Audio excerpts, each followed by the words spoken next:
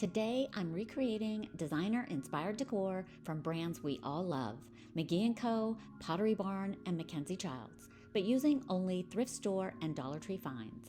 And I'm not gonna lie, this week was a bit of a roller coaster. Some of these projects worked out beautifully the first time, and a couple of them were so close to getting thrown straight into the trash. I had to strip things down, start over, and pull out a few old school tricks just to save them. But in the end, I think the transformations were totally worth it. Now grab your coffee, get comfy, and let's dive in. So I recently came across this beautiful antique mirror from McGee Co, and I just love how she captures that antique feel with the aged mirror and brass. But it's $98. And when I saw this little $1.25 mirror at Dollar Tree, I thought we can absolutely recreate that look.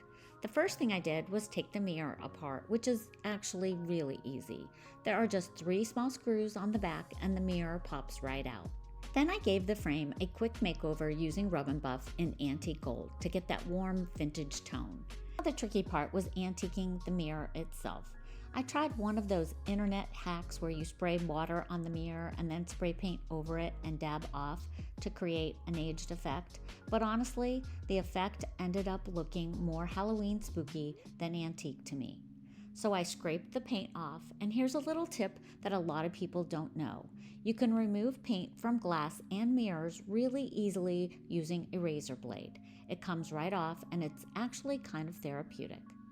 So after trying this technique twice and still not loving the results, I went back to an old school hack that I've used before. I dipped a toothbrush in paint and lightly flicked it onto the mirror to create those tiny speckles that mimic aged glass. And that did the trick. Once the mirror was back in the frame, it looked so close to the original, but for only $1.25 instead of $98. So here's the McGee Co inspiration, the little Dollar Tree mirror we started with, and the finished look.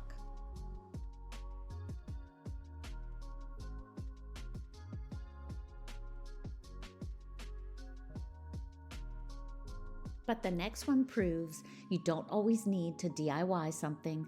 Sometimes you just need to reimagine it. So lately, I've been seeing vintage fairy lamps everywhere on TikTok and Instagram, pretty much all over social media. The problem is, now that everyone is looking for them, they're almost impossible to find at thrift stores. And when you do see them online, they're selling for anywhere from $70 to $200, which is honestly kind of crazy. So when I was thrifting at my local thrift store, I spotted this Melcasa crystal bowl and a tiny dessert bowl. And I immediately thought if we flipped these over, they look like lampshades and they would work perfectly for little fairy lamps. The dessert bowl was 50 cents, the Melcasa bowl was $2, and using a couple candlestick holders from my stash and some LED candles, this little lamp came to life. I even played around with a few different base options before styling it, just to see what worked best. And if anything was wobbly, I just added some space tape from the Dollar Tree, but you could also use museum putty. And just imagine a table with a whole collection of these glowing, a dozen little fairy lamps, all made just by reimagining a couple of thrifted bowls.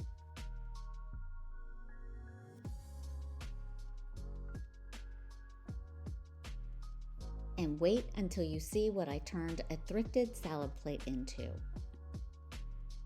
But before we jump into this next one, I just want to acknowledge the recent passing of Victoria MacKenzie-Childs.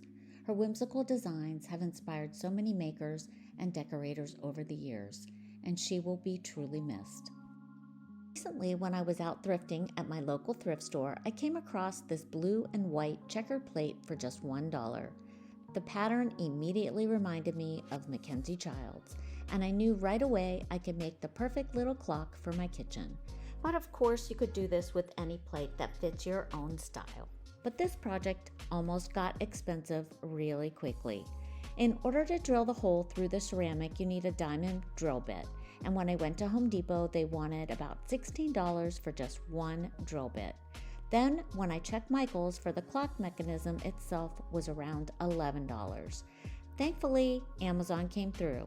I found a set of 11 diamond drill bits for just about $6 and a clock kit that came with 4 clock mechanisms for around $8 to $10. So even though there was a small upfront cost, I now have enough supplies to make several clocks for just a few dollars each. The tricky part was figuring out the right size for the hole in the clock mechanism to fit through the plate. I actually asked AI to double check the measurements, and it turns out the drill bit I chose was just too small. So I used what they call the wobble method. After drilling the initial hole while spraying water, I gently moved the drill around the edges to slowly widen it enough for the clock mechanism to fit through. And this little center shaft right here on the screen is an important part to measure, because if it's too short, the clock hands won't fit properly once the plate is in place. Now, once I had the hole wide enough, the rest of the clock went together surprisingly easily. I trimmed the clock hands just a bit with scissors so they would clear the edge of the plate and move smoothly. And considering that an original MacKenzie-Childs clock can run $100 or more, I'm pretty happy with how my thrift store version turned out. And this could actually make such a great gift idea too. You could pick up almost any plate at the thrift store, maybe one with roosters for that rooster lover, or a floral plate for Mother's Day, and turn it into a really personal little clock. And here's the $1 thrifted plate.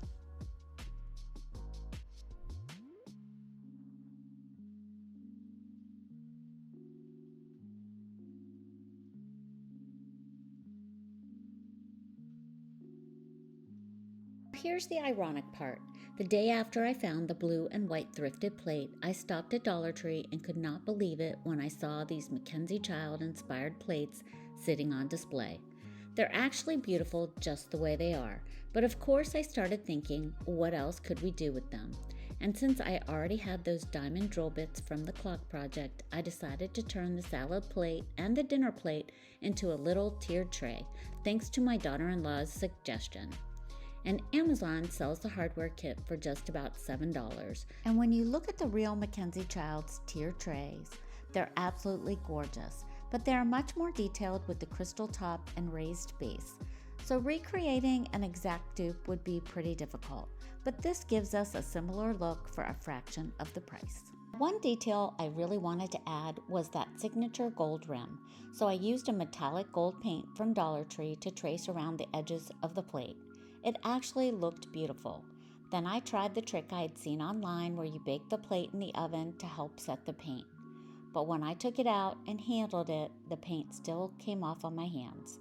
So that clearly wasn't going to work. Instead, I sealed the rim with a clear spray sealer, which locked the color in really nicely. So now it's technically not food safe. But since this is a tiered tray, you can always use little doilies or liners if you want to serve something on it. And once everything was assembled, it turned out really charming. And the next project started with a piece I almost left behind at the thrift store. I wasn't even sure what it was. A vase, maybe a lampshade, but I knew it had potential. So I had been seeing people on social media taking different vessels and turning them into decorative tissue holders. And when I spotted this piece at the thrift store, I thought it could be perfect for my family room. It was only $2, and although it was a little rough looking, I could immediately picture how it might work. There was actually another vase there that would have been beautiful too, but that one was $4, so I went with the cheaper option. And honestly, that's the fun part about projects like this. There are so many vessels out there that could work if you want to recreate something similar. Now, once I got home, I gave the whole piece a coat of heirloom white by Behr, which gave me the background to start the transformation. Then I took some Toile decorative napkins from my stash and used my homemade Mod Podge mixture of glue and water to decoupage them onto the surface. I didn't feel I needed to seal it afterwards because the glue mixture does a pretty good job on its own, and this piece isn't going to be used for anything wet. Although you could make it into a beautiful vase for flowers as well, but I really like the idea of using it as a tissue holder for the family room. All you have to do is take a small stack of tissues, turn them on their side, and then flip them over so they dispense properly from the top. And just like that, we have a beautiful little vessel to hold our tissues. So here's the thrift store piece we started with, and here's how it turned out.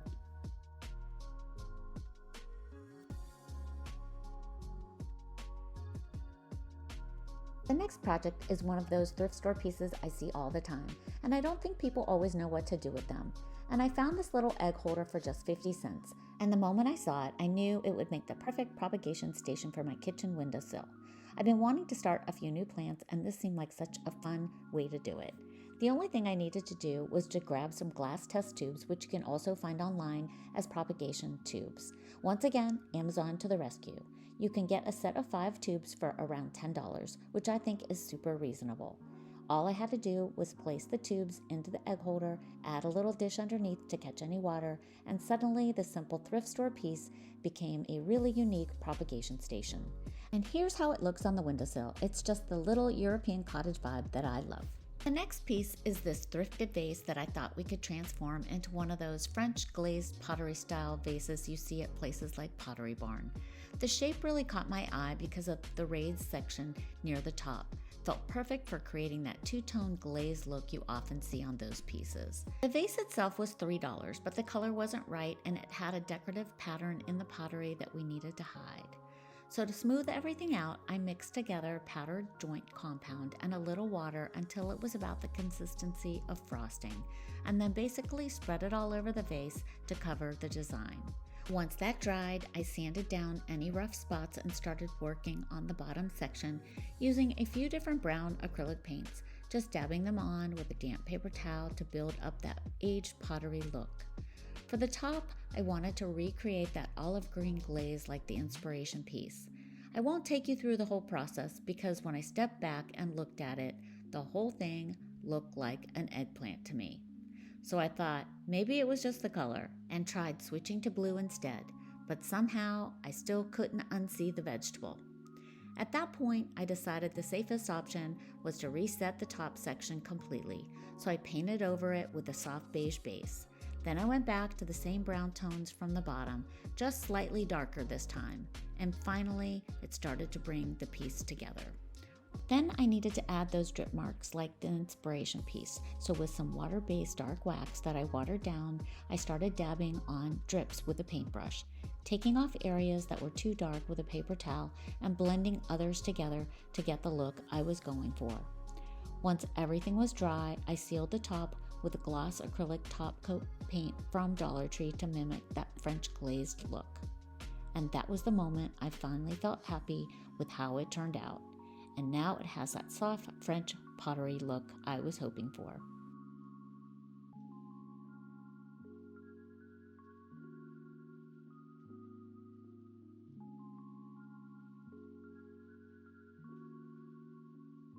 This next project actually came from a little bit of necessity.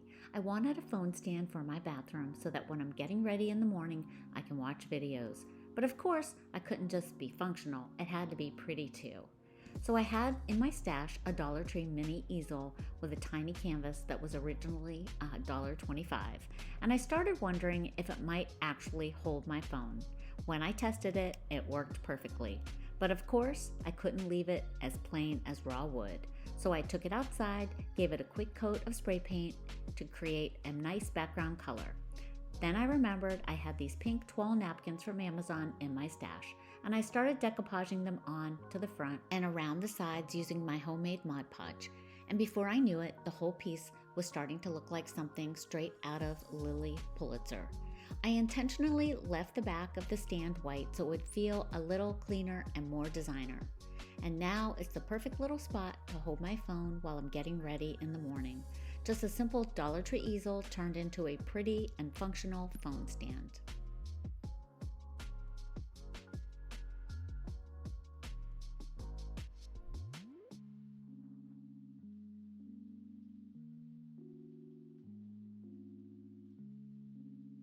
For my next project, I had to go back to the Dollar Tree plates. I wanted to see if I could recreate the MacKenzie-Childs iconic black and white courtly check pattern.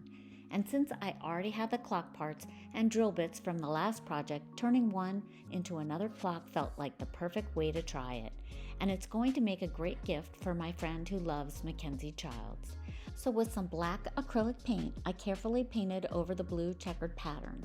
Once that was dry, I went in with some white watered down paint for shading like the inspiration. And for the finishing touch, I went around the rim with the same metallic gold paint marker like on the pink plates. One thing I would definitely recommend, if you try something like this, spray the plate with a sealer before you start drilling the hole for the clock. I learned the hard way because I ended up scratching a couple of the paint squares and had to go back and redo them. But I did spray it with gloss sealer to mimic the high gloss pieces I've admired so much. And once everything was sealed and dry, I used the clock mechanism from the earlier project to turn the plate into a functioning clock. And the detail that really made it feel MacKenzie-Childs to me was the little red second hand, which adds that perfect pop of color. And I love how it turned out. A little Dollar Tree plate turned into a MacKenzie-Childs inspired clock. And here's a look at all of the projects. I'd love to know which one was your favorite. And if you enjoy thrift flips and high-end decor, don't forget to subscribe. Thanks for watching, and we'll see you next Saturday.